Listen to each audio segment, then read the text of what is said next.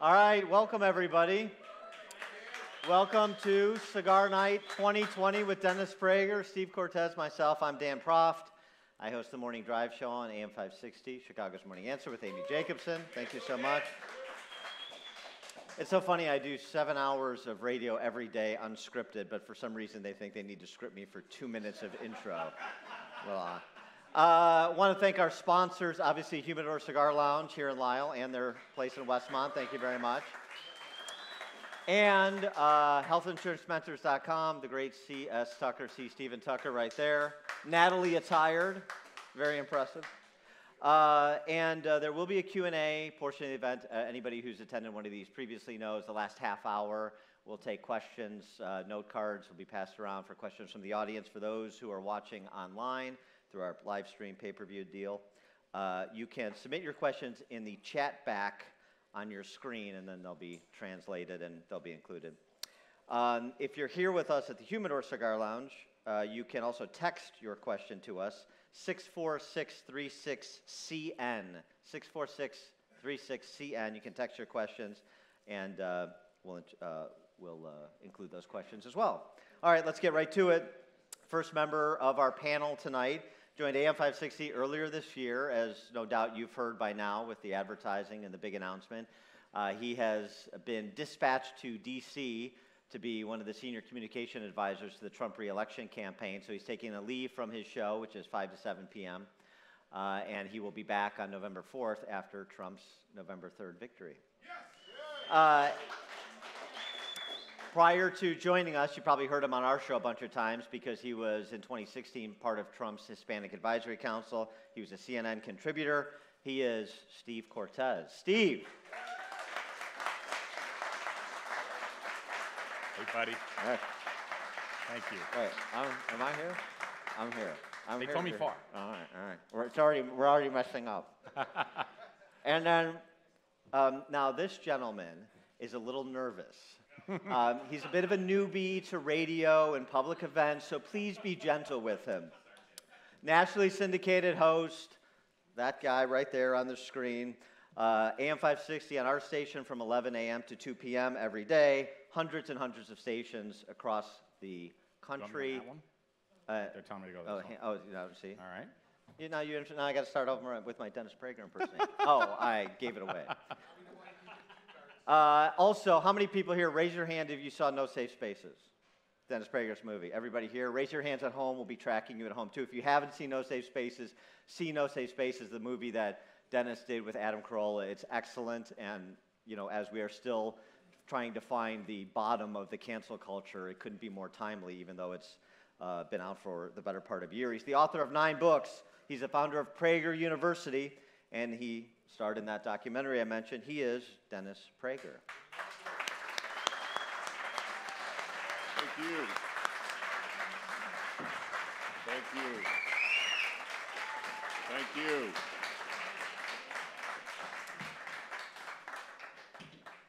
All right, I'll start with the first question to get things going. We're going to be treated with Joe Biden's acceptance speech tonight. Over the last 3 days, and what you can probably anticipate for tonight, Dennis, what is the one thing?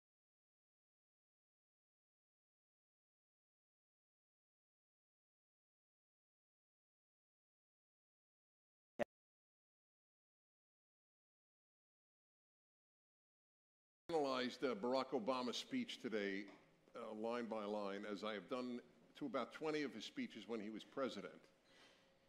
And he is a living example of style over substance.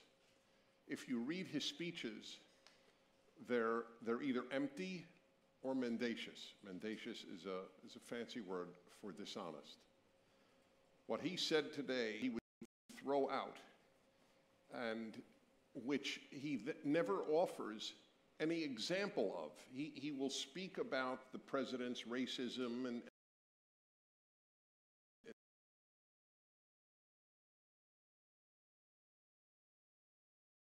heel of the left. They don't have examples of what they charge conservatives with. And these are the people who preach. For example, he said He's a threat to democracy. What you are doing now in California, where I live, is illegal. Do you understand that? You are gathered indoors. It is not legal in California. For half a year, but for 1 week hiatus, it has been rendered illegal to meet with other human beings, including in churches. Stores, they're fine, but churches are not. He is a threat to democracy. He had 4 years to undermine democracy. What has he done? By the way, there are no conservative threats to democracy because by definition, conservatives want less power. The definition of a conservative is smaller government. If you don't believe in smaller government, you're not a conservative by definition. How could people who want smaller government be be authoritarian and anti-democratic? I mean, it's a gigantic lie. It's as big a lie as I have said, and I say this as a Jew who taught Jewish history at Brooklyn College, written 4 books on Judaism. I know what I'm talking about. One of them is on anti-Semitism. The greatest lie in history, national lie, was the blood libel against Jews in medieval Europe. That Jews took Christian babies, slaughtered them for their blood, and used their blood to bake matzahs. The Jews of England were expelled on that lie. So it's called the blood libel. Most Jews know that term. I have written, before all of this, you could see it on the internet, I wrote a column saying the second biggest national lie in history is that America is racist. They lie about us, they lie about America, and they get away with it because the media is the forum in which they get away with it. So this is what was done at this. They just filled their talks with lying accusations. And because no one, well, that's not true, we call them out on it, but no one in the mainstream media calls them out on it, they get away with it. So it's dark. The whole convention, so to speak, to the extent that it's a convention, is dark. One more thing, I never pick on the wives of candidates. I think it's forbidden territory. But if the person speaks out, I will respectfully note, Mrs. Biden said something to the effect, I wish I had the words in front of me, I can easily dig them up, but something to the effect that, as we have seen in these last months, Americans are united, and there's no, we're all together in peaceful protest against racism. She just makes the stuff up.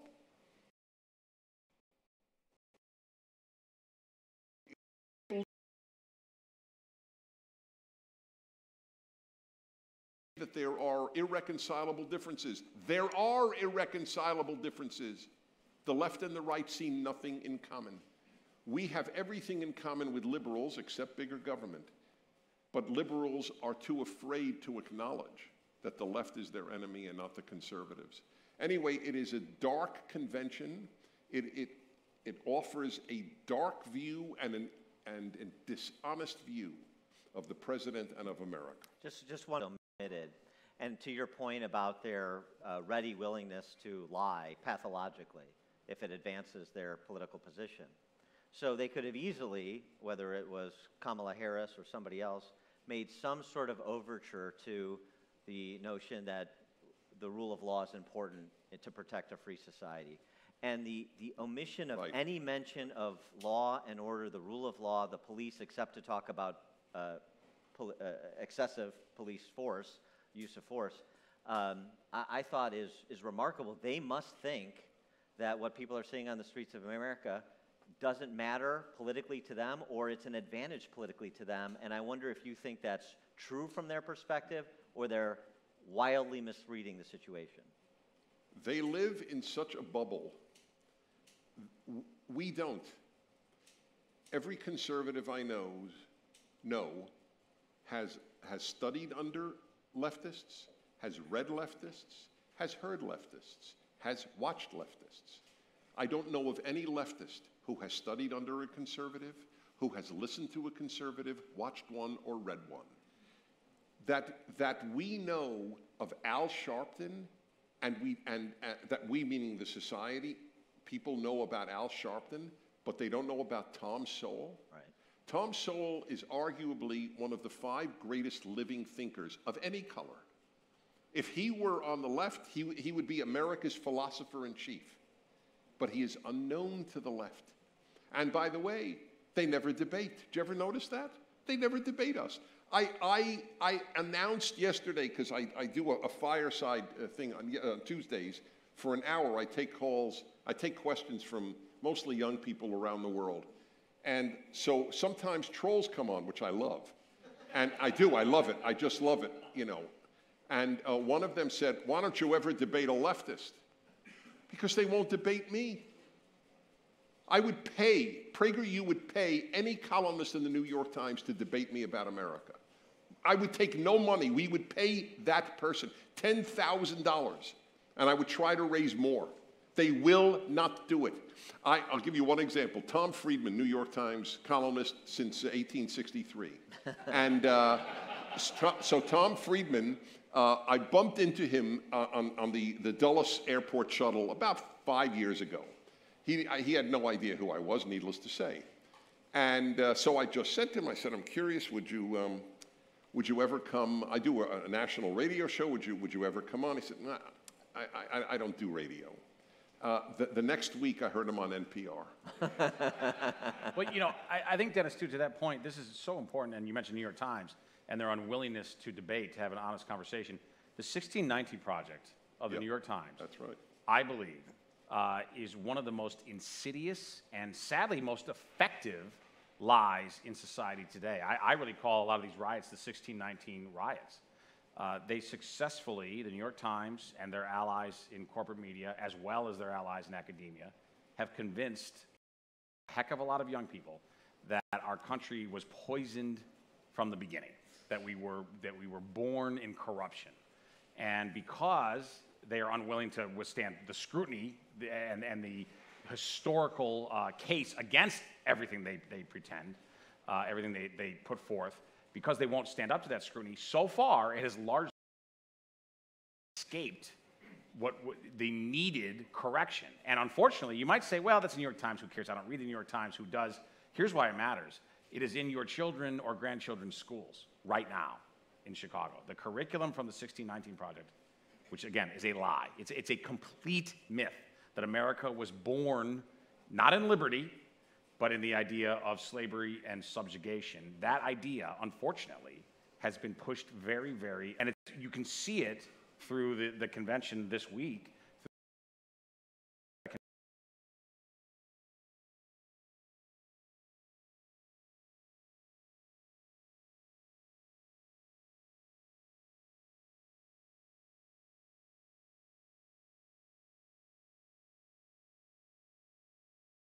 If we were a systemically racist country, why would tens, if not hundreds of millions of people around the world, most of whom are not white, why would they so yearn to come to this country? They must be fools, according to the left, to so want to become Americans. If we were the dystopian racist hellscape that has been described over the last 3 nights, and I assume is being described tonight by the DNC. Well, so then what should the convention on this topic? Because he has to address race, I believe. And it seems to me that there's such a great opportunity to flip the script on the 1619 Project and the other race racketeers. And it's basically, you could just riff from John McWhorter's takedown of white fragility, the Robin DiAngelo bestseller now. John McWhorter's a black academic at Columbia University who talks about the dehumanizing degradation of this 1619 Project DNA is hardwired, or racism is hardwired into our DNA line of argumentation.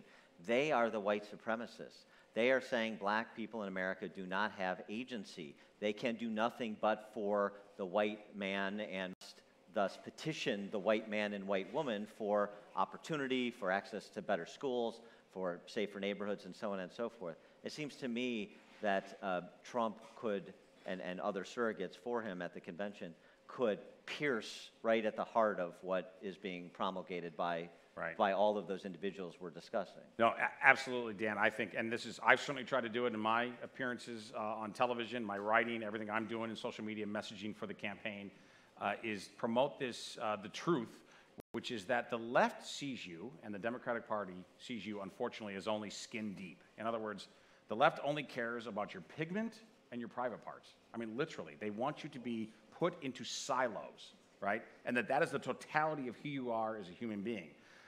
I was taught a very different reality by wonderful nuns, right? That we are mind, body, and spirit. The body matters, of course, but it's probably the least important of those three. The mind and spirit matter far more. The left says mind and spirit, nah, not important to us. We don't want to talk about your soul. We don't want to talk about your mind. We only want to talk about these physical characteristics. Why? Because it benefits our power structure. Because it's a way to dehumanize you.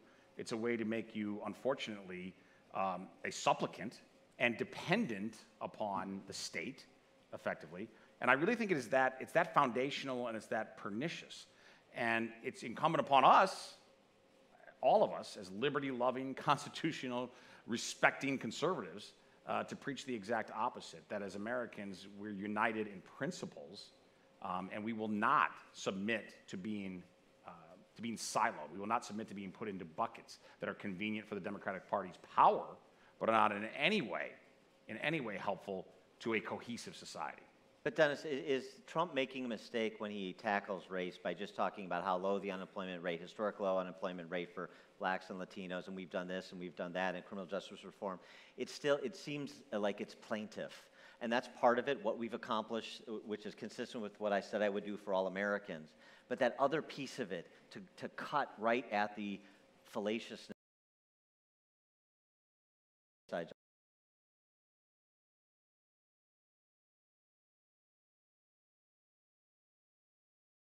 To Black America, you know, when all is said and done, the highest employment rate of blacks ever recorded was under my administration. I should think is not insignificant. I mean, the Democrats are the ones who said it's the economy, stupid. So do they believe that or not? I mean, to give a person a job is the highest form of charity that in Judaism, the greatest philosopher, Maimonides, listed 10 levels of the highest level is to get a man a job. It's the highest thing you could do for a poor man. I'd like to note, by the way, in the 1619 thing, do you know who led the charge against the 1619 project? Do you know what it means, by the way? It means America was founded not in 1776, but 1619 when the first black African slaves came. You know who led the charge against it from the beginning? Liberal historians. Sean Wilentz is a professor of history, considered perhaps the dean of America, one of the deans, there's no dean, but a dean of American historians. Lifelong liberal Democrat. He is so anti-Trump that he actually gathered a petition to have him impeached. But to his credit, the man's a liberal, not a leftist. He called it a lie. He and the major historians of American history in America, all liberal, called the 1619 project a lie. And they wrote it out. They wrote it. You could check it out. Sean Wilentz is the man's name at Princeton. This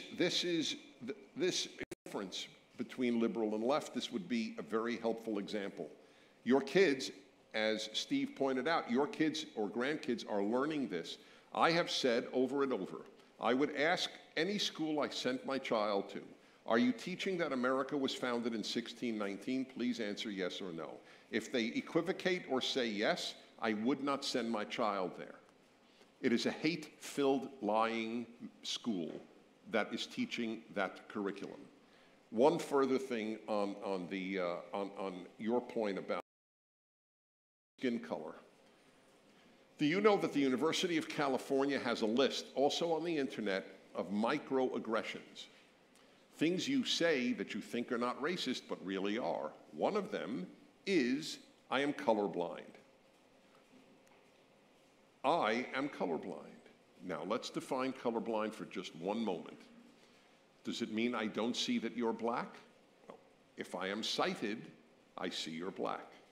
But I also see that you wear glasses. You see glasses, white skin, white hair, right? Does any of that matter to you? No. Who I am as a human is all that matters to you. Am I intelligent? Am I decent? Do I have common sense? Do I have a good heart? That's all that matters. That's what colorblind means. Not that we don't see your color, but that it's as irrelevant as your hair color. Does hair color determine anything? You would be considered a moron if you said it did. Then why does skin color determine anything? Why isn't that equally moronic? Well, so I think it's a fantastic point. And again, here's the thing. What I think is important for this election is that what the left sees, and by the way, to bring this to a Chicago reference, sees, and with the Democratic Party, which is increasingly taken over rather than liberals, what the left sees is a Saul Alinsky type of strategy, which has been effective, sadly effective, right? But we need to recognize it for what it is and fight back at it. I think Saul Alinsky, by the way, if we were to have a list of terrible Chicagoans, he's #1 on my list, okay? #1 on great Chicagoans, probably Mike Ditka. #1 on horrific Chicagoans, probably Saul Alinsky. But sadly, his legacy lives on, and it lived on certainly through the Obamas, and now they hope through a Biden presidency, which, by the way, would not really be and this is not just campaign sloganeering. I think it's very clear to all of us, if we're willing to be honest about it, this is a boxer who no longer belongs in the ring. It would be a presidency with him, the titular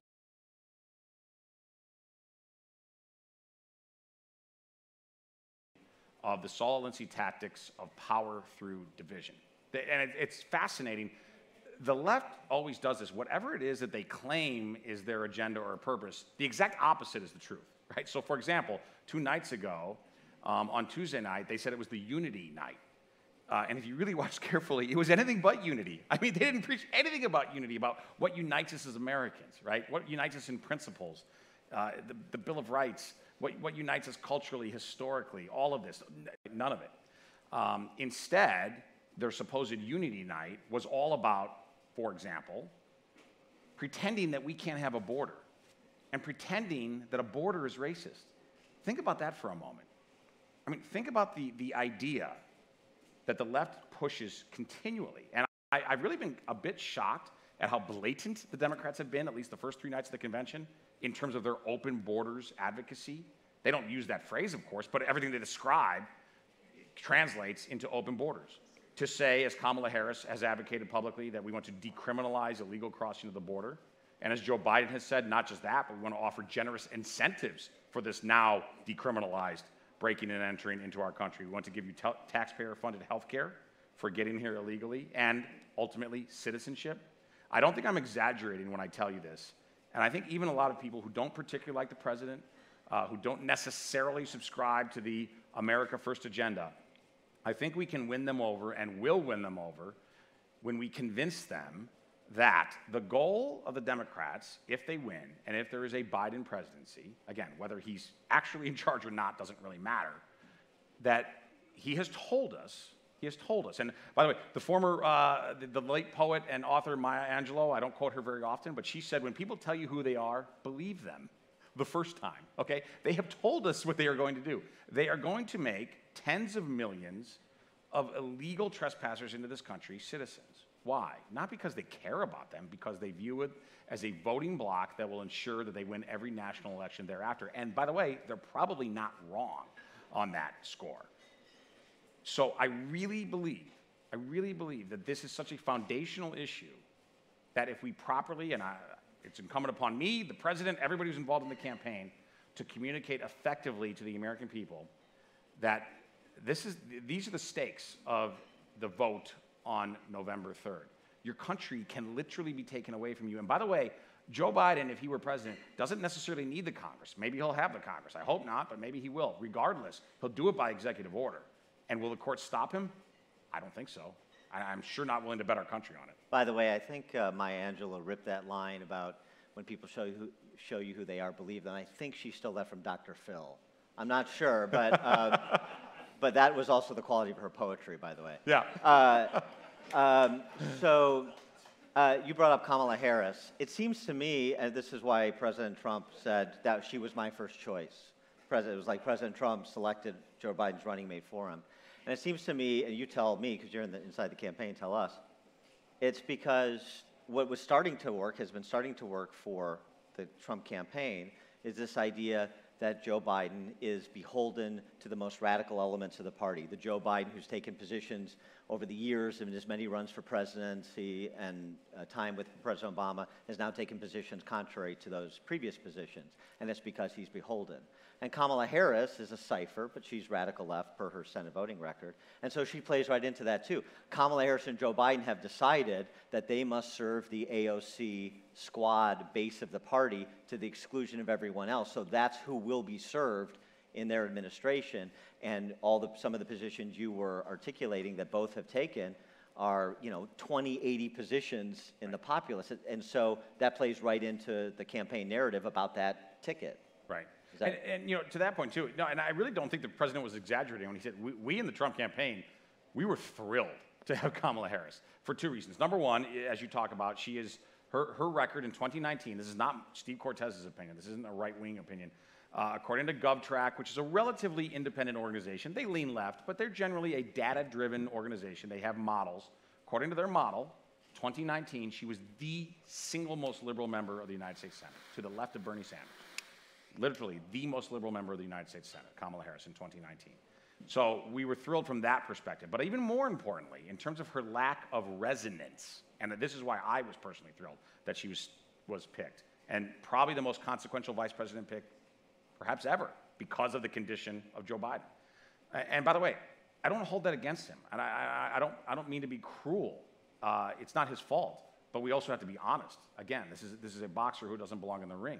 But when we then look at who will actually be driving policy, we would assume primarily it would be Kamala Harris, and 59. By the way, again.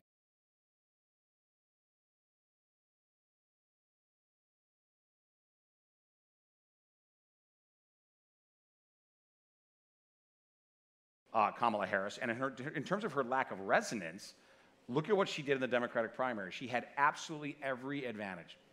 Fawning media coverage. I mean, just almost beyond fawning media coverage. I know this seems like a million years ago, right, to think back to the beginning days of the Democratic primary, but fawning media coverage from the largest state in the country, the full support of Hollywood, massive financial support. She checks every conceivable box. She's Asian. It was just assumed she's going to be the nominee, and yet she got nowhere.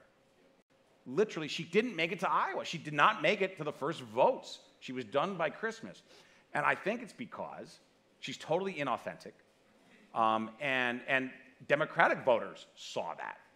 So if Democratic voters were able to see that, and if she got nowhere in their primary, my thesis and my hope and my expectation is that she's going to get nowhere with general election voters once America starts really paying attention. I think that's also critical. We talk about this a lot in the campaign. Most Americans are busy. They're dealing with their lives right now, particularly in this era, right? In this crazy era that we're in right now. They have a lot going on in their lives, more than ever. And they're not fixated on politics. I mean, I am. It's my business. We are on stage. Maybe a lot of you are since you're here. But a lot of regular folks are not. But once they start paying attention, once we get past the conventions, once we get past Labor Day, and once we really get into true campaign season of September and October, if we do our job, if the president does his job, the campaign does our job of highlighting our vision for a second term of an American economic renaissance, and that to me has to be the first, second, and third priority of what we are projecting and promoting to the American people. And if we properly define and describe the opposition, including Kamala Harris, a totally, I don't want to say unlikable because then they'll tell me I'm sexist, but a candidate who gained no traction, even within her own party. If we do a good job of properly describing and defining who they are, I think we're going to win this election. But we can't be remotely complacent because, again, they will make citizens out of illegals. I'm telling you, folks, if you take one thing away from tonight, please, from my perspective, it is realize that they will do that. They'll do it by executive order if need be. And then, on a national level, our country's finished. That's right. The country is. Do you think I'm exaggerating? No, tell me, Dennis. No, I would. Because I'm a campaign guy, so am I? No. It's sloganeering by saying that? It's entirely accurate. Look, they don't like the United States of America, and what weakens it is good. And there's an old Jewish saying, really old, 2,000 years old. Those who are kind to the cruel will be cruel to the kind, and vice versa. America is essentially a kind place, and they're cruel to the kind. In the meantime, they are kind to the cruel. The Iran.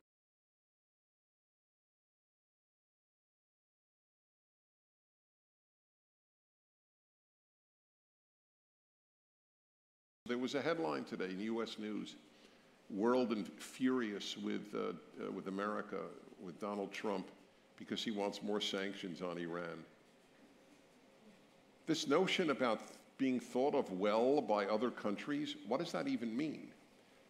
As Steve pointed out, why do they want to move here if they don't think well of us? Are they masochists? Want a statistic? I'll give you the statistic. You largely led us there.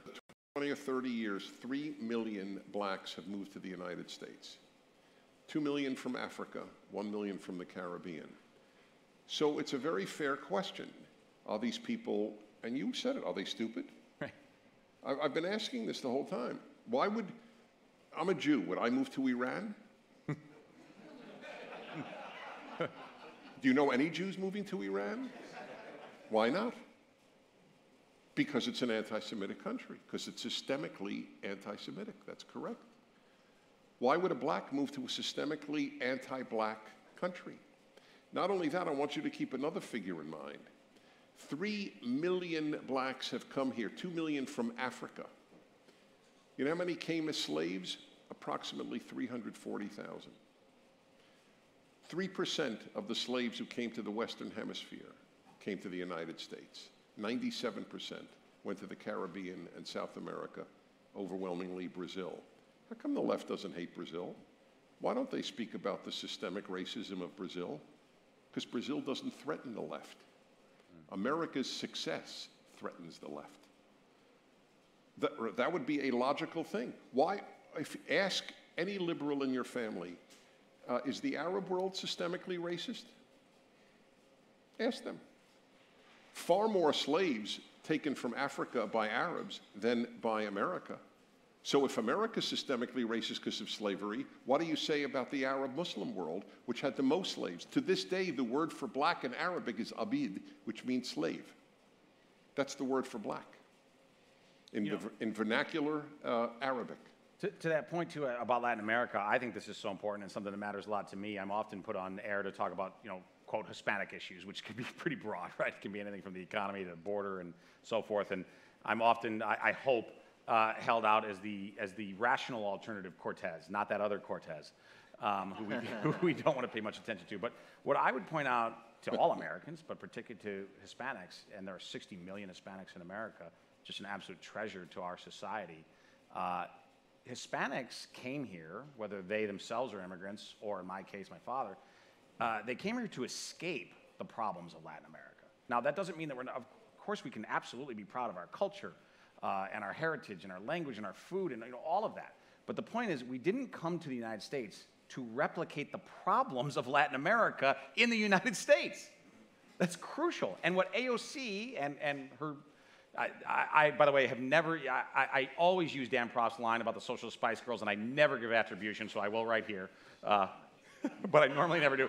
But what the social Spice Girls don't realize, I think, is that 60 million Hispanic Americans came here from Latin America not to replicate the problems of Latin America in the United States. They came here for something extremely different, for our way of life. And we have to strongly uphold those principles and not be squeamish about it, right? Because, look, folks, the time to be polite, I think, is past. And a lot of people really revile President Trump because he can be garish, and he can be impolite, to say the least. But if we're in a fight for our lives, we don't necessarily care about the niceties. We care about the end results. And on that score, whatever you think of President Trump's demeanor, and I totally understand that a lot of people are put off by him. I myself actually like his pugnacious, attitude, but I understand that a lot of people don't. But regardless, I would ask you to check your emotions for a moment and look at results. And I think on that basis, it's clear that he has to be reelected. This is something that Michael Anton wrote recently in Claremont Review of Books. Michael Anton, who gained some infamy with his Flight 93 election essay in advance of the 2016 election. And he wrote this piece called The Case for Trump. And I thought he phrased it nicely. He said, whatever the problems you have with Trump are, the solution to them is more Trump. So whatever he hasn't quite accomplished, you wanted 800 miles of border wall and you're only got 200 or 300 miles. Well, the solution is more Trump, because with Biden you're going to have not only the number of miles of wall that have been built torn down, but the Democrat socialist position is to tear down existing wall that Trump inherited, because they're the open borders crowd, for example.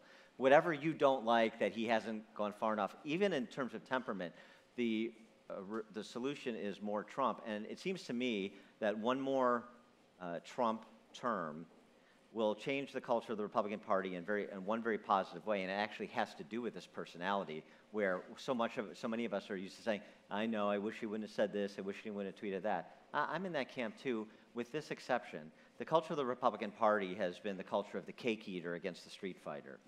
And Trump is saying that you come at us, and that's politics, and I'm going to come at you twice as hard. And we haven't had a Republican Party, a Republican president, even the great Ronald Reagan, do that the way that he does that, and with the culture that he inherited within the party in my lifetime. And I think that is a real paradigm shift that's positive for the party and, by extension, the country. I would like to just add one more thing, because the race thing is so preoccupying. And that's a very valid, I obviously agree with you, Dan. The statement is made, which is both moronic and evil. All whites are racist. So I just want to say for the record, I am not a racist. I am as far from being a racist as I am from being a child abuser. You might as well say all men are child abusers. Some men are, most men are not. It's a vile, baseless charge. But I have a question in that regard. And that is, did Kamala Harris marry a racist? She must have. Otherwise, she's denying the charge that all whites are racist. She married a white. So it takes a very special person to marry, a special person of color to marry someone who's racist. Do you understand the absurdity that we enter? Did she really marry a racist? Of course not. But if all whites are racist, then she did. So it leads to the philosophical question, which I don't know the answer to. Does the left believe their lies? In other words, does the average leftist really believe all whites are racist? And I don't know the answer. But it's so did the whites who died in the South, killed by actual racists, KKK types, in the 1960s, fighting for civil rights for blacks in the South, were they racist? They were white. So the question is, do they believe it? But then I came to realize it doesn't matter. They say whatever is effective. Yeah. That's the only criterion for a left. Does it work? Not does it have truth? Right. I mean, you saw this with Kamala in the one moment she had before she dropped out of the race in that debate with Joe Biden, where she generously said, Joe, I don't think you're a racist, which is a very nice compliment. But then she went on to say, do you remember what she said? She said, some of your comments about other senators who you served with who were segregationists was very hurtful to me. That was hurtful to her. But being affiliated with the same Democrat Party that had Bob Byrd as one of its senior leaders for the entirety of the last 50 years until his passing, including her adult lifetime, that was not hurtful to her. To Dennis's point, this is Shelby Steele's entire argument in White Guilt, which is one of the seminal books in terms of diagnosing. Steele was part of the leftist element of the civil rights movement when he was an undergrad at Coe College in Iowa. And he recognized exactly what Dennis was saying. He writes about it. He said, what I recognized when we were doing sit-ins at the university president's office is that they had lost moral authority, and that any claim I made based on the race would be appeased, if not endorsed. And so that, over the last 50 years, has just metastasized, and then they've built all this infrastructure around the idea that you can make claims that back people down and give you access to things that you didn't earn, but you otherwise wouldn't have access to. And so all we've seen them do in the last half century is scale that. Right. Well, because it's about intimidation, right? I mean, I think that's, and we see this in, what's now become a popular term, cancel culture. The left does not seek to persuade, it seeks to intimidate, right? It seeks, for example, political power through force in the streets, which is why Antifa, right, who claims to be anti-fascist, and morons like Don Lemon, my former colleague at CNN, says, well, it's in the name. They have to be anti-fascist. I mean, duh, it's in the name. They're the most fascist element of American society, right? To believe that they are the most fascist element of American society. To believe in taking in taking power through force, through street tactics is the very definition, actually. It's elemental to fascism itself. The left does not seek to persuade, they seek to intimidate. And one of the ways they intimidate, again, is to put us into these siloed buckets where we're not united in principle and where we can deal effectively with differences that are relatively immaterial. Differences like hair color, as Dennis mentions, differences like skin color, where we can, by the way, recognize that there are two sexes. And maybe if that gets out, maybe I'll be taken off Twitter tomorrow because I said there are two sexes, but there are. If we recognize these truths, we get in the way of that intimidation agenda. And again, what I would tell you, and I'm not just saying this because I work for the Trump campaign, I'm not just here advocating for him. Trump, for all of his flaws, he has stood up so courageously, and said, we will not be intimidated. I reject the premise of your accusation. Not only am I going to deter sort of the accusation, I'm going to reject the very premise itself. And to this point of that Dan brought up about, for too long, I think a lot of conservatives, and by the way, I'll plead guilty to this. I was a Wall Street conservative, okay? I believed in so-called free trade. I realize now there was never free trade. It was always managed and very much managed against the interests of American workers. But I was at one time, a Paul Ryan-esque Republican. And I hate to admit that to you, but that's the truth. Donald Trump won me over in 2015 and into 2016, and he convinced me, and I hope you're convinced, and I hope you can convince other people, that for too long, conservatives have sort of fought by these, Marcus of Queensberry rules, while the left is literally putting a shiv into us in the ring. And it's time for us to realize, again, not that we have to be as reprehensible in our tactics as they are, but we have to realize the stakes of the fight, and we have to be willing to engage in ways, as President Trump does, that are not necessarily acceptable at your country club. Well, so Dennis, pick up on what Steve's saying about the future of what the Republican Party is going to be, because I think we spend a little bit too much time defining ourselves in the negative. We're not Antifa. Okay, I got that. What are you?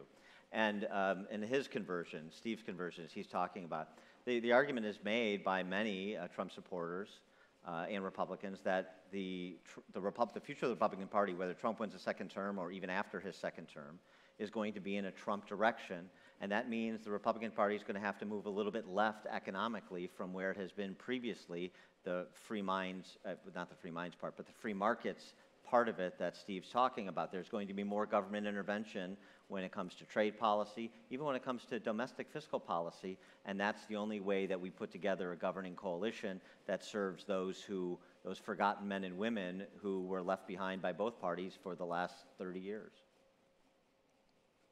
There are two things that Republicans, conservatives, and people in the middle who are just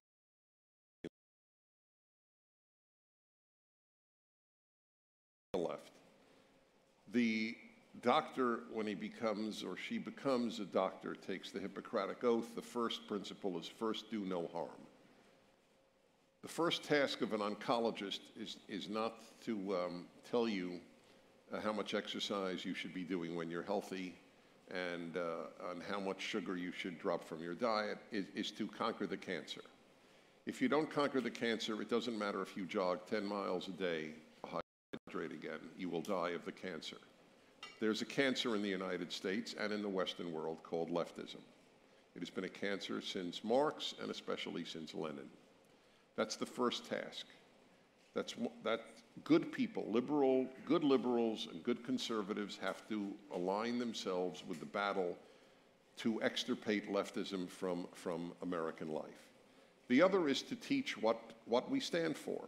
And I have a very good way, I believe, of teaching it. Most conservatives don't know how to explain what America stands for. They have a vague notion, and I don't blame them. It hasn't been articulated well. So here's the articulation. America has a trinity of beliefs just like Christianity has a trinity. It's exactly like it. And they are, I didn't make this up, it's on every coin. So I took it from coins. Many, many years ago, emptying coins from my pocket one night, I looked at the coin and I realized, my God, that's it. All of what America stands for is on every coin. E pluribus unum, liberty, in God we trust. That's the American Trinity. That's what we have to teach Americans and has not been taught since World War II. The greatest generation was great in many ways, no doubt, but it failed spectacularly in raising people who believed in America as they did. Their children, my baby boomer generation, largely was not taught what it means to be an American, so they forgot. You can forget in one generation what it took 200 years to build. That is how easily you can lose what you stand for if it's not retaught. That's what we live for. The left hates all three aspects of the Trinity. They hate e pluribus unum from many one. They don't want, if you say melting pot, which I grew up with, the notion of America as a melting pot, if you say that to a person on the left, they loathe it. We're not a melting pot. That is white supremacy par excellence to say melting pot. The melting pot meant that if it doesn't matter what your color, your race, your gender, your creed, your nationality, you are an American. If you wish to also have additional cultural identity, I did. I went to a Jewish school called the Yeshiva till I was 18. Half the day I studied in Hebrew. Hebrew was to me like English because I did that. But I acted in a George Washington play in my yeshiva. I was taught about the melting pot in my yeshiva. So while I was studying Hebrew half the day and affirming my Jewish background, I was celebrating the Americanness of it all. That is not done.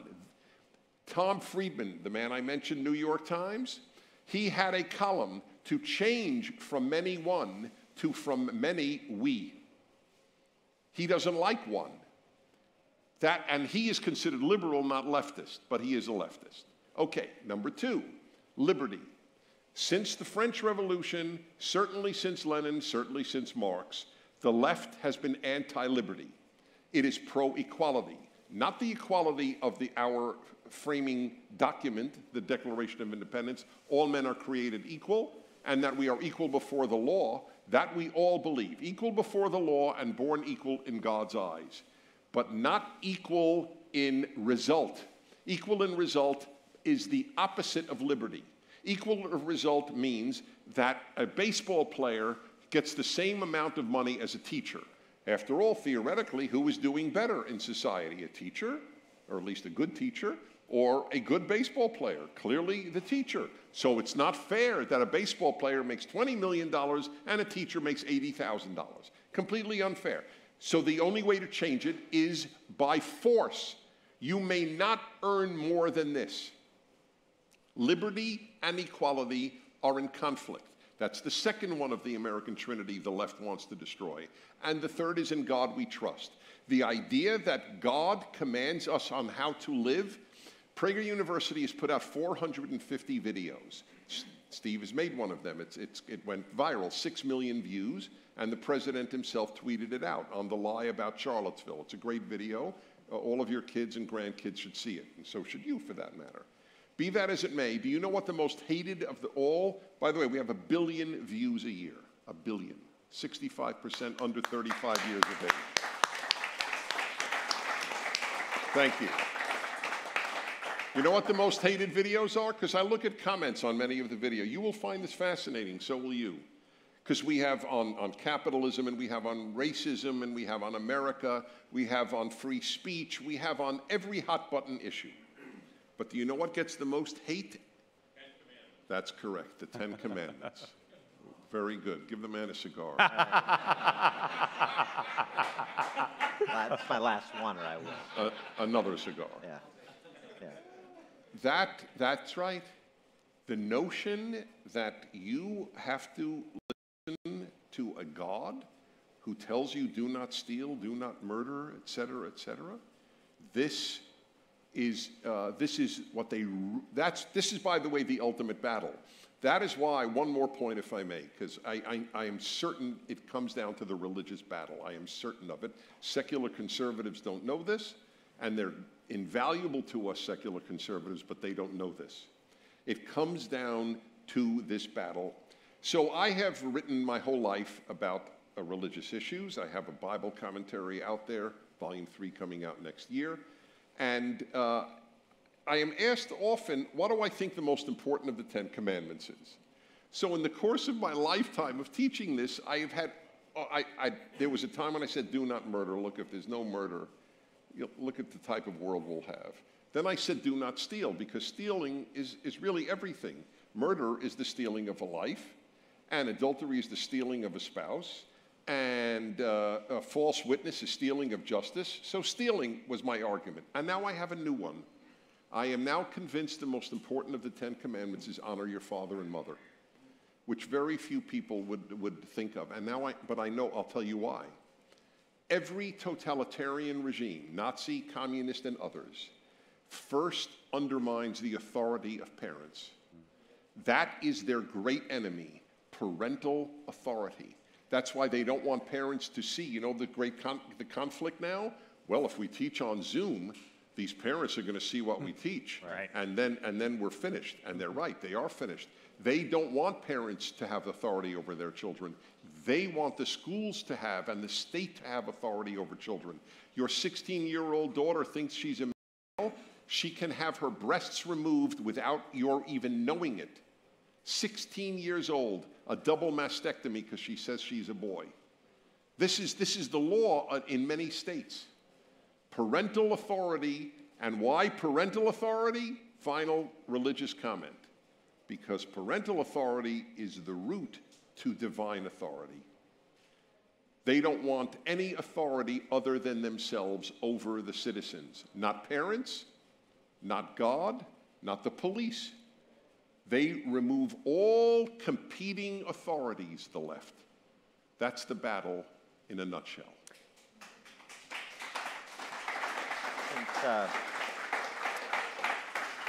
Go off on a quick tangent, just because you've been in this years-long battle with the social media giants over Prager University videos. Can you give us an update on that?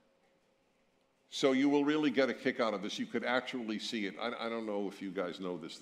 If you don't, you'll really enjoy this. And if you do know it, just keep puffing away and meditate on Ecclesiastes. But so I was invited, to his great credit. There are only a few Republican fighters. Ted Cruz is one of them. And Ted Cruz invited me to testify at a Senate subcommittee on what is happening. 100 of our videos are on the restricted list on YouTube, which is owned by Google. Which is, by the way, what does that mean? It means if you have a filter against pornography and violence, you can't see the video. One of the videos on the list is the 10 Commandments. So Ted Cruz looks at the representative from Google, and I'm sitting 20 feet away from him. We were social distancing prior to COVID. And he looks at the guy and he says, I'm just curious, why did you remove Mr. Prager's video on the 10 Commandments? And the man said, this, you can see it, ironically. You can see, he said, because it contains the word murder. Are you with me, folks? Because you could never have thought of that. Had I had a gun to your head, you would restricted list. So I announced, this is also on video, I announced Senator Cruz, now I know, and we are going to reformulate the 10 Commandments at PragerU as the 9 Commandments. Just a reminder, if you're watching online, you can submit your question in the chat window. For those of you here in person, text 64636CN with your question, and we'll start getting to your questions. Just at the same hearing where you testified, there was a Harvard-trained psychologist, I think, Robert Epstein, who testified. And he argued from his research, 6 years on Google, that that number one, Google and the big tech companies moved somewhere between 2.5 and 10 million votes in 2016. And if they got together in 2020, they could move upwards of 20 million votes. And this has sort of been lost because we have, obviously, violence on the streets and we have the pandemic. But how concerned are you, not about mail-in voting, but about big tech's meddling in the election? Oh, you can't overstate how significant it is. He showed, by the way, Epstein's a liberal. Yeah, right. Clinton supporter. Clinton supporter. Just want you to know. But being liberal, he is also, he can be, whereas a leftist cannot be, committed to honesty. And he showed, he knows his stuff. If you do a search on almost anything, nobody goes past the first page of results. Usually people take the first one and don't even go down the bottom of the first page. You will find the conservative results on like page 8. I do this all the time. When I want to see, well, what is the alternate way of understanding this issue, I will go page after page, and then I will find the Daily Wire. Then I will find American Greatness. Then I will find PragerU. Then I will find...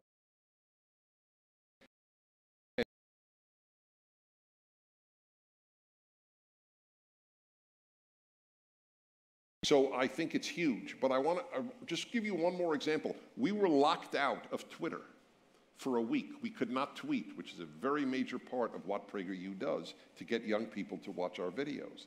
We were locked out because we simply retweeted the video of the doctors in Washington, D.C., who spoke about a whole host of things. Kids should go back to school, and hydroxychloroquine with zinc with a lot of people.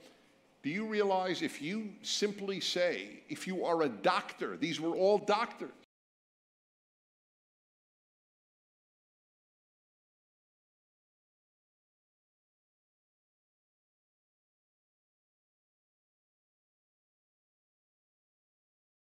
information, even when doctors commend it. And I keep saying, they laugh at the medieval church, over Galileo. But you have less freedom under the left to say something that contradicts them than Galileo did in the 16th century, or I think it was the 16th century.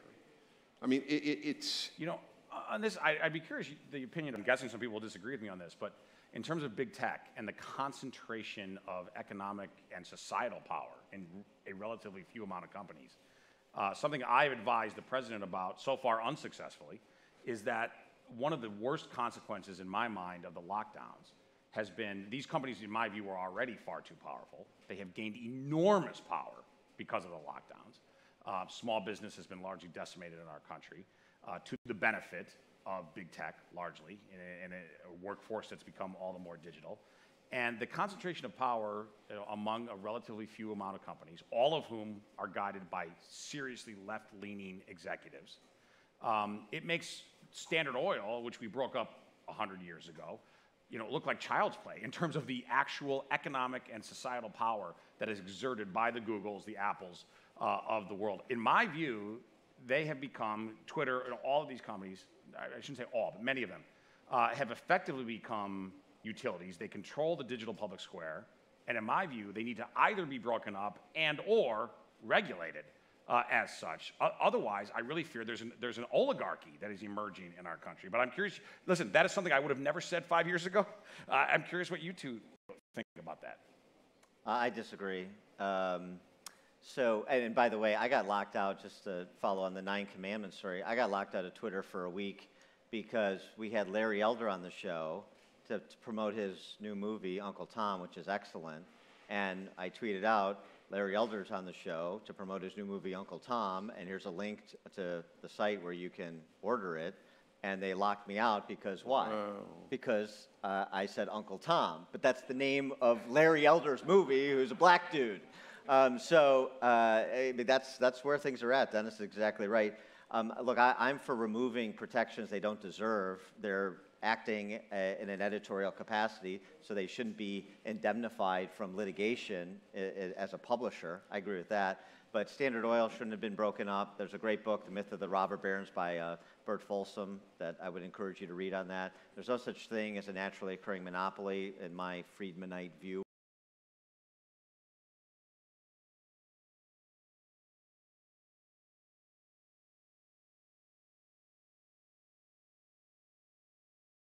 But that's me. Right. Well, the difference is not dramatic. I mean, between the two of you, something must be done. You both agree with that. Yeah. That's what matters. Yes.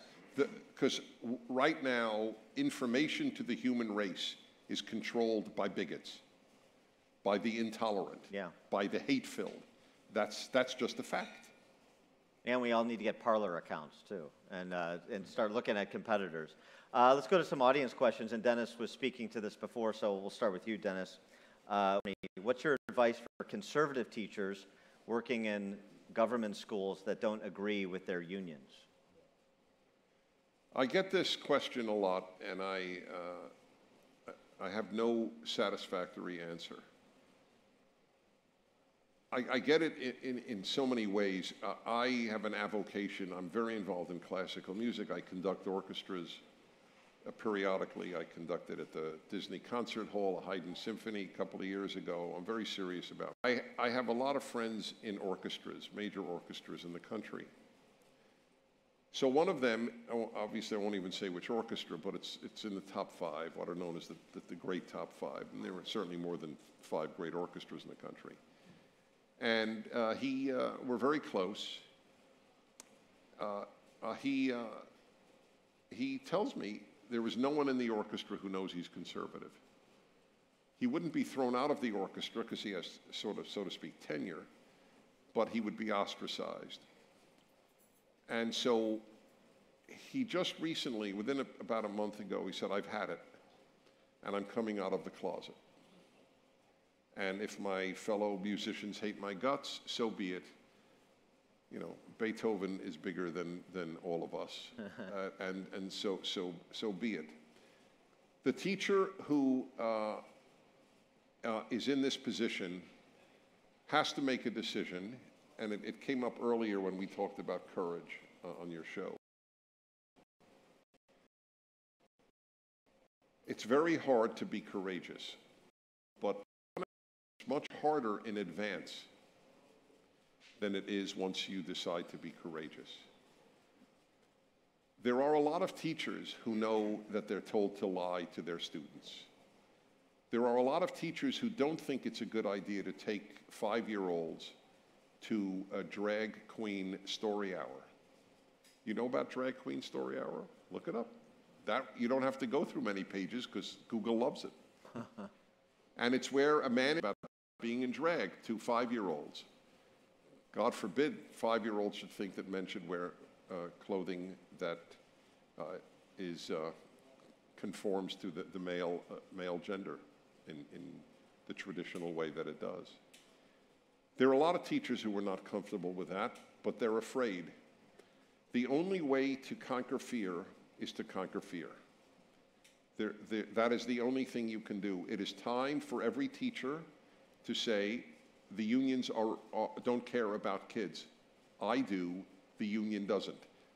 Do you know one of the conditions that the Los Angeles Unified School District, the second largest in America, has made as a condition of returning to the classroom? The defunding of police. Which means, among other things, they don't give a damn about children, and they don't. Teachers' unions care about children as much as communists care about workers. They use children like communists use workers and the Democrats use blacks. All leftists use people that they claim to care about. It's the great gargantuan lie of the left. Kids are pawns for union power for teachers. Many teachers know this. They're afraid to speak up. They don't want to lose friends. But if the price of having a friend is to hide who you are, then it's not the price. Yeah, I mean, what was the line from the teachers union boss, Al Shanker, when kids start paying dues, they'll start worrying about kids? Did he say that? Yeah, that's the attitude. And I tell you too, there's something. That's an honest leftist line. Right. There's something else about this. There was a good piece by, and these are some of the great pieces, great conversations by somebody who lived under Soviet communism, talking about what our culture is today.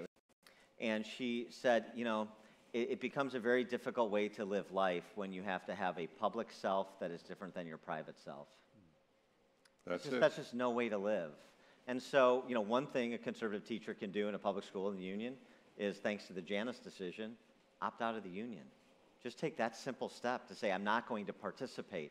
I'll endure being ostracized in the teacher's lounge and what have you. But if I'm into teaching to instill a love of learning into children, that's what I'm going to focus on, and I'm just going to withdraw from the pernicious agenda of the teachers union. One thought. Tom asked the question, I'll start with Steve on this one. If so many Catholics appear to support Biden, do religious values matter? Well, of course they matter. By the way, one of the reasons Donald Trump, perhaps the reason Donald Trump is president, is that he won 52% of the Catholic vote, which was exactly what Barack Obama won previously of the Catholic vote, which was, of course, conclusive in the upper Midwest states that made the difference in the last election, and I think will make the difference in the upcoming election. I would say, politically speaking, one of the things that I'm trying to highlight, and I'm trying to convince the campaign to highlight more, I'll get to Biden in a second, but in terms of Kamala Harris, I wrote an article about this at Real Clear Politics.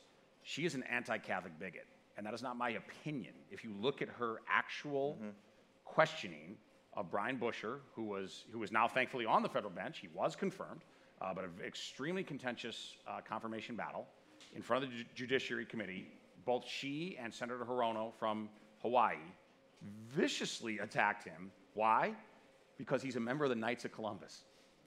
The Knights of Columbus is the largest fraternal Catholic organization in the world. An organization, I think it's 2 million members, it might be 3, anyway, millions of members, does millions of hours of service, and not just to Catholics, just to humanity, right?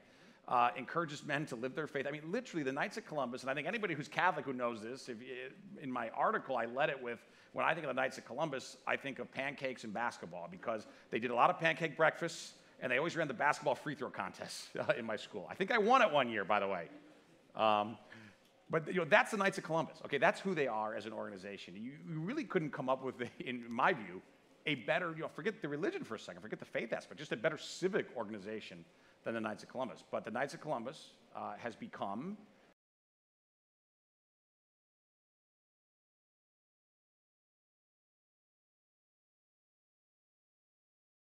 to serve on the federal bench. Number one, it's unconstitutional. Religious tests are clearly, a religious litmus test is in the Constitution as forbidden. But even beyond that, of course, just as a matter of principle, as Americans, we should recognize that this is reprehensible, that you cannot be a believing, practicing Catholic, a believing, practicing Christian, a believing, practicing, observant Jew, for that matter, according to her, and be suitable to serve on the federal bench. I think we need to highlight that more, her bigotry in this.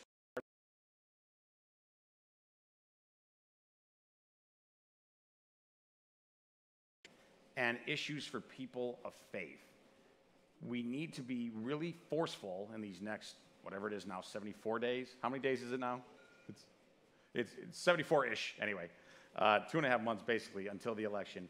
I think we in the campaign, and anybody, for that matter, who cares about our society, needs to be very forceful in describing correctly the completely anti-faith animus of the Democratic Party today. Again, I say this a lot, and I know it's just a line, but I think it means something. This is not your parents' or your grandparents' Democratic Party. This is not a place where people of faith can be comfortable and can be welcomed.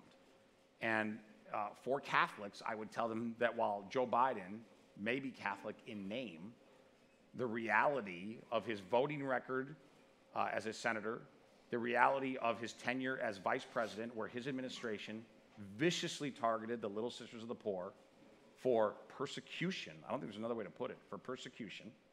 And by the way, when they finally prevailed in court, thank goodness, when they finally prevailed in court recently, he issued, as candidate, Joe Biden, he issued a proclamation that he would reverse that decision. And again, you might say, well, he can't reverse a Supreme Court decision. Well, who knows?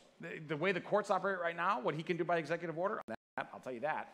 But when we look at his record as a senator, his record as vice president, his promises as a candidate, it seems clear to me that the assault on churches, on faith communities, will be intense. And I'll tell you this again, and I'm not just trying to give you scare tactics. All right? I already told you they're going to legalize every trespasser, every illegal migrant in this country, and I think that will happen.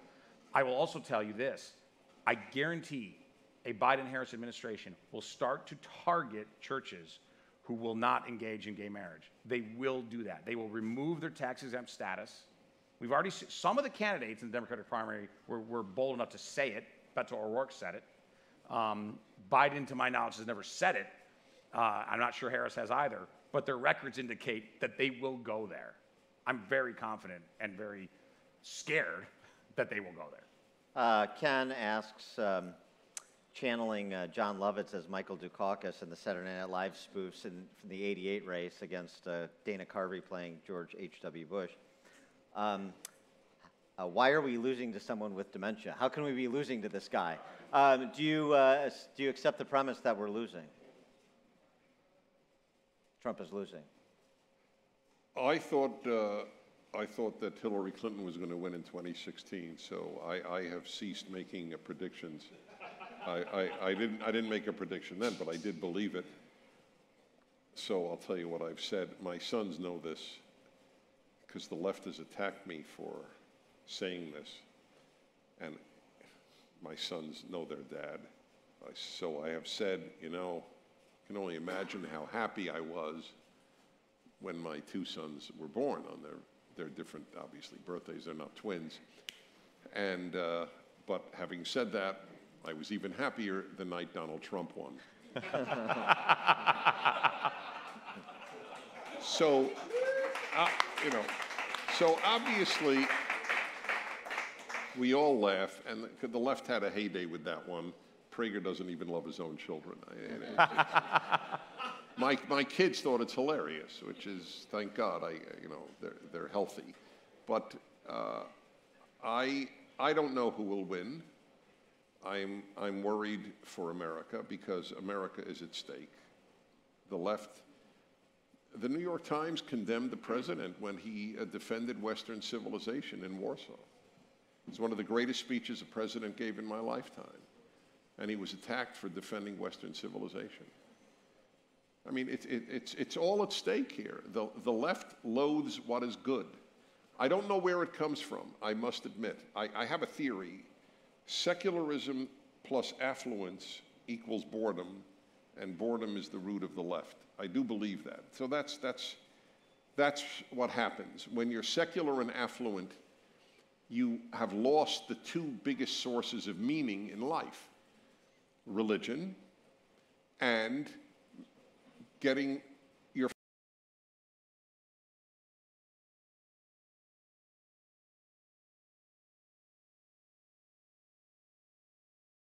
if you don't have any religious faith, where are you going to derive meaning from? And the urge for meaning is the greatest urge in the human species. It's more powerful than the sex drive, and that's pretty powerful. But there are people without sex who are happy because they have meaning. But there is nobody who has a lot of sex who is happy if he doesn't have meaning. So meaning is actually more important than even sex, which is a very powerful drive, I acknowledge. Search for meaning that has emanated from the ending of belief in God, Christianity. I'm a Jew telling you, as a column I wrote 2 weeks ago. When Christianity died in Europe, we got fascism, Nazism, and communism. What's going to happen in America when Christianity dies? You know, if I can also just regarding the campaign, as Dennis waxes philosophical, I'll get crass and political for a minute. Well, wait, so fold into your answer on the campaign. Give us some insight here. Ron asks, how will the GOP convention differ from the Dems' four-night infomercial, or I would say timeshare presentation? Yeah. So, you know, first regarding the campaign, what I will tell you in terms of are we going to win? Look, obviously we can't be complacent. It's going to be an absolute cage match. It's going to be a brawl. However, to give you reasons to be hopeful, both public and private polling, what we see in the campaign, our private polling, but even the public polling that's out there, shows us in every swing state essentially tied. And that's the honest truth. If you look at polling averages, don't pay too much attention to any single poll. And by the way, polls should not be our North Star. They should not guide everything we do as a campaign. They shouldn't guide everything the president does, certainly not everything our society does. But nonetheless, in a campaign, we do pay close attention to polling. It's an indicator, not the indicator, but it's an important one. And our private polling largely reflects the public polling, which shows that in the swing states, we are essentially tied. We're either slightly up or slightly down in the swing states. If it is a plausible notion, and I think it is, that there is understandable reluctance of a lot of people to tell a stranger that they're voting for President Trump, then I think it's also reasonable to say that we are slightly up. I really do. I think that, you know, given the reality of where we are in 2020 America and the sanctions that you can face at work, societally, at your country club, wherever the heck it is, at your coffee shop for saying that you're pro-Trump, given that, I think it's reasonable to guess that we are actually slightly up. Now, should we act like it? Absolutely not, right? We should act like we're slightly down in all of these swing states. But national polls are irrelevant. They're meaningless. I don't care if we lose by 10 million votes in the state of California. Right? That's not how we select a president. We're not the United People of America. We're the United States of America. The Electoral College exists for a reason, a very foundational, critical reason. And if we look at the electoral map, again, I don't want anybody to be complacent. I don't want anybody to be cocky. But I'm telling you, I think we're in a good place. And this is important. Just in the last few weeks, we're in an improving place. And again, this is public polls and private. The stuff I'm seeing at the campaign, as well as the public stuff that's out there. The race is tightening. And it's tightening without, again, a lot of regular folks who aren't necessarily that politically engaged paying a whole bunch of attention. In my view, once they start paying attention, we're going to win, I think, all of these battleground states, but we have clear work to do. It will not be easy, obviously. So the convention, what could we look forward to? Maybe more Melania? Right. And well, yeah, the more Melania, the better for sure. But no, listen, as far as the convention, and I'm not involved in convention planning, so I really can't, I can't give you any behind-the-curtain look at exactly what's going to happen. That's a whole different part of the campaign. But I certainly can tell you this. I do know this much from talking to the people who are running the convention. It will be the opposite of what we've seen this week from the Democrats. It's going to be a very aspirational look at where we can go in a second term, particularly on the economy. And I do believe, as many cross-currents as there are this year, and it's a very unique year, clearly. 2020 America is unique in many ways, most of them negative. But it's a very unique year, very unique election year. However, I'm of the belief, and most of the campaign shares my view on this, that when it comes to decision time for November 3rd, most Americans will default to the sort of normal calculus when they go to the polling place, which is which candidate will make me more prosperous, will make the country more prosperous going forward. And on that score, too, I will also tell you, to reinforce you and to embolden you, on the economy, which to some degree is a paradox because, of course, the economy's been a mess because of the lockdowns. However, on the economy, polling shows that we are still consistently leading Joe Biden on that score. And that is why I believe, as radical as the Democrats have become, we need to talk about that absolutely and to describe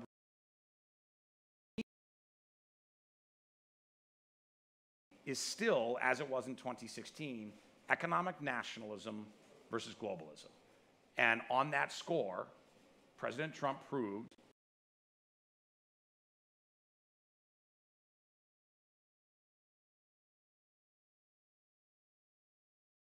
for working class Americans, the very people that he promised to bring into prosperity. He did it very successfully for 3 years, created the conditions for them. We then were hit with an economic and health meteor from China, and we made a gazillion mistakes. I'm not at all avoiding that reality.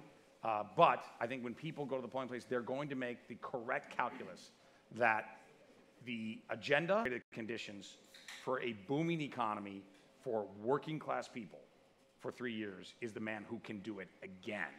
And that the move backwards to globalism, to the slow growth years of the Obama-Biden administration, which punished American workers to the benefit of elites here and the Communist Party in China, is an absolutely unacceptable alternative. One data point on polling, because I've actually run a lot of campaigns, written a lot of polls, analyzed a lot of polls. There's a data point that nobody's really talked about that's very interesting. And this is about a week ago, so this is before some of the closing that's occurred in the last week that Steve was referencing. And if you dig into some of the numbers on the polls, oftentimes they'll ask the question, not just who are you voting for, but also who do you think is going to win? Right. And that's sort of what some people are talking about when they talk about enthusiasm gap. It's not an enthusiasm gap because I disagree with Joe Biden or I don't think he's the strongest candidate we have nominated. It's something more fundamental than that. Who do you think is going to win? Because if you don't think, if the majority doesn't think somebody's going to win, then that person is not going to win. That's almost invariably the case. And even in the national polls that had, and these are stupid polls, they don't mean anything except to buttress the idea that Joe Biden's going to win, that had Biden up double figures, registered voters, national poll. It's a state-by-state process. I don't know why we're talking about national numbers, points in California. The question was that, so who do you think's going to win? And 55% of those surveyed who were giving Joe Biden a 10-point lead said, I think Trump is going to win. So the enthusiasm gap is to say, I'm voting for Biden, I guess, because I don't like Trump, but I don't think he's going to win. And the I don't think he's going to win people are either not going to show up for Biden or they're going to flip and go with who they think is actually going to win, because there is that herd mentality that we've seen on display during COVID that exists in the body politic with those people who are sort of tangentially and passively paying attention to what's going on. So just one other hopeful note on the numbers. All right, to close, we need wisdom here, so that means Rabbi Prager has to step up. Whenever I'm called a rabbi, I know it's a Christian speaking. Yeah, that's right. Right. Yes. That's true. Yeah, it's a keen observation. That's what I'm talking about. This is from Jerry. Three single things that the average American can do to save the country. Save the country is a big thing. Three things that the average American? Yeah, the average American can do to participate in this stopping the spread of Marxism. I think all of us should answer that, because we may not have the same answers, and we might have the same answers, but it goes beyond three. I really, in effect, said it earlier, people have to decide whether they will be courageous or not. Do you know that people, prior to COVID, people frequently come over to me, let's say, at an airport, and they will whisper, I'm a conservative. This is a very sad thing. In the middle of an airport, they don't want it too loud that they're a conservative or a Republican or even worse, a Trump supporter. So we have to stop whispering. I think that's one of the most important things that we can do. And we don't yell. I've been in radio 35 years. One of the reasons, I think, is that I don't yell. I say things very strongly, but I say them in a calm, reasoned voice. And I long ago believed, whenever I used to be on CNN, and everybody on the panel and the host would disagree with me, I knew that if I don't yell, I'll win. And that's what happened. They would yell, and I wouldn't. But you have to speak up. You have to fight.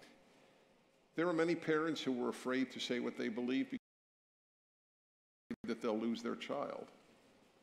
It's a horrible fear to have, and I feel for you. I'm sure there are people in this room for whom that is true. It gives you an idea of how vile leftism is, and that it's a cult. It is a cult. That's the best term for it. There is no example I know of, I don't say it doesn't exist, but I've never heard of it, where a parent voted for Barack Obama's child stopped speaking to the parent. And if anyone in this room knew of such a person, say, you're an idiot? You're not going to, I would say, excuse me, it says honor your father and mother, and there's no asterisk unless they voted Democrat. You honor your father and mother. I don't care if you differ with them on politics. But they don't have the 10 Commandments, and they don't have that belief. If my father voted for Trump, he's an asshole. That is what they are told. Definitionally, he may have loved you, he may have paid for you, he may have sacrificed for you, he may have raised you your whole life to be able to succeed in life, but it doesn't matter. He is unworthy. People call me and tell me they can't see their grandchildren lest their grandchildren meet an adult who supports Donald Trump. So the fear is very, very real. They're vile, including your child. If your child doesn't speak to you because you voted for Donald Trump, my heart breaks for you because you didn't mean to raise a scumbag, but you did. No, my heart goes out to you. You did nothing wrong. It just happened. What you did was you didn't know that sending them to college meant they would become what they're calling you. You learned to be vile and stupid and intolerant at college. Unless you're drunk for 4 years. I am pro-drunk. I have become, I really loathe alcohol in excess. But there is a positive to a kid who drinks for 4 years at college. They may not come out as awful a human being as the sober kid.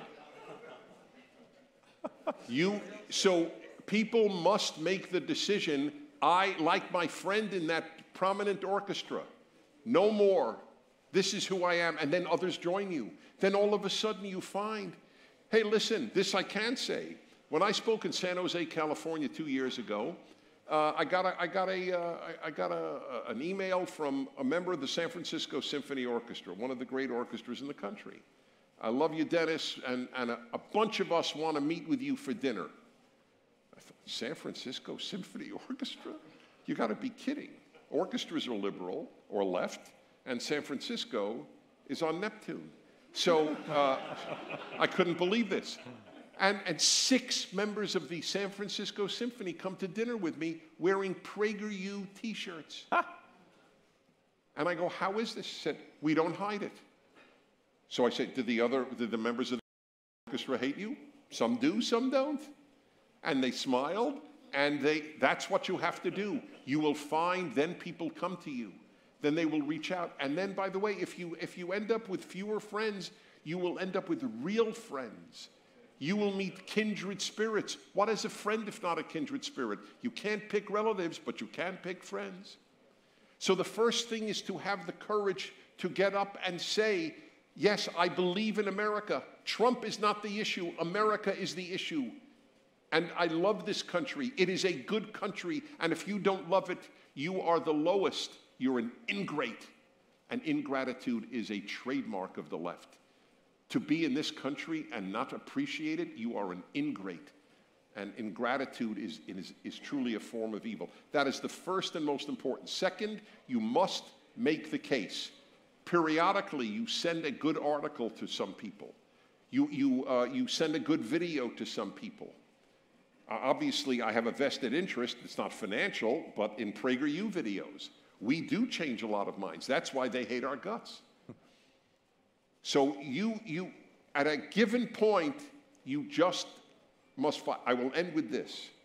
I took a vow at Normandy Beach when I visited Normandy about 25 years ago and saw all the crosses, thousands of 20-year-olds basically buried on that beach from D-Day.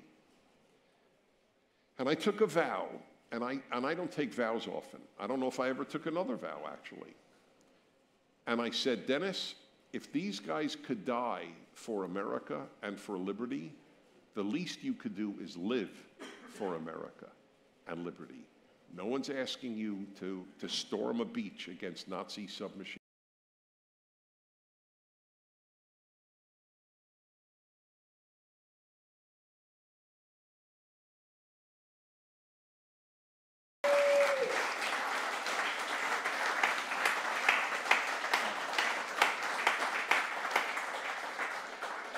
I'm not going to do better than that, and I know Cortez is not. So we're gonna end it there. Dennis Prager, Steve Cortez. Yeah, these are great guys. You are great.